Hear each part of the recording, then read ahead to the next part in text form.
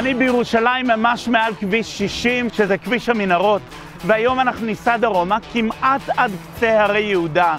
אז בוא ניסע לדרום הר חברון.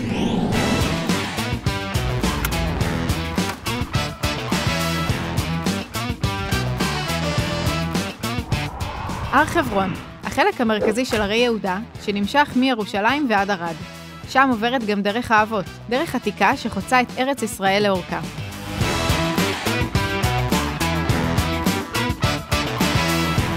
בימינו, דרך האבות מקבילה פחות או יותר לכביש 60. אני נמצא בחורשה מחוץ ליישוב כרמל, והיום אנחנו נלמד על אירוע שקרה ממש לא רחוק מכאן, בכרמל המקראית. אני אקרא משמואל א' פרק כ"ה מפסוק 2.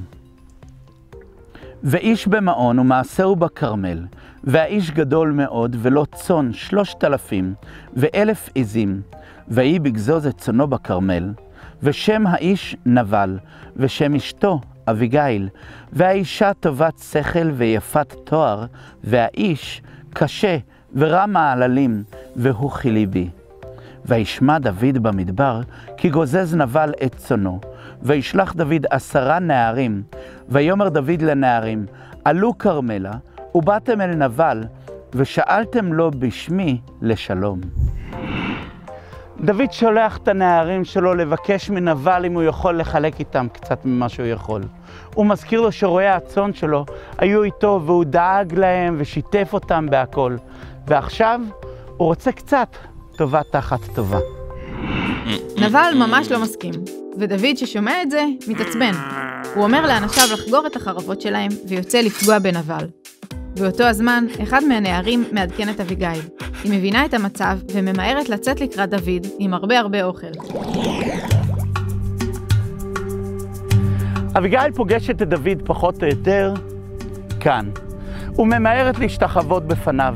היא מתנצלת על היחס של בעלה נבל ואומרת, חי אדוני וחי נפשך אשר מנעך אדוני מבוא בדמים והושע ידך לך.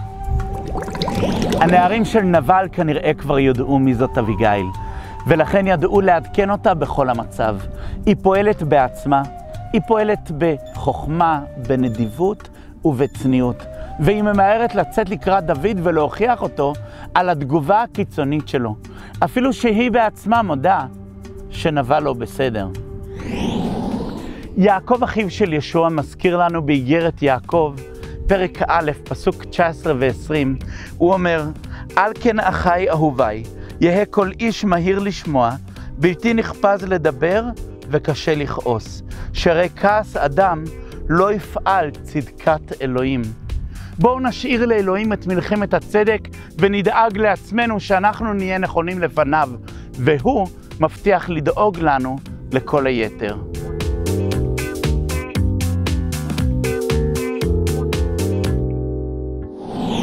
גם לנו יש זמנים בהם אלוהים שם אותנו במצבים או שולח לנו אנשים כדי לעצור אותנו בדרכנו לעשות את הרע. האם אנחנו נהיה קשובים? בוא ניתן לאלוהים את השליטה על המצבים שלנו ונדע להתגבר על הרע בטוב. סוף סיפור. דוד מתאפס על עצמו ומקבל את התיקון של אביגיל. הוא ישר מודה לאלוהים שהיא מגיעה ועוצרת אותו מלדאוג לעצמו ולשפוך דם.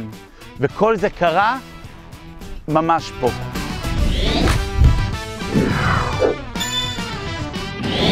ועכשיו לחידת הפרק. מה קרה לנבל בסוף הסיפור? כתבו לנו בתגובות. להתראות בפעם הבאה.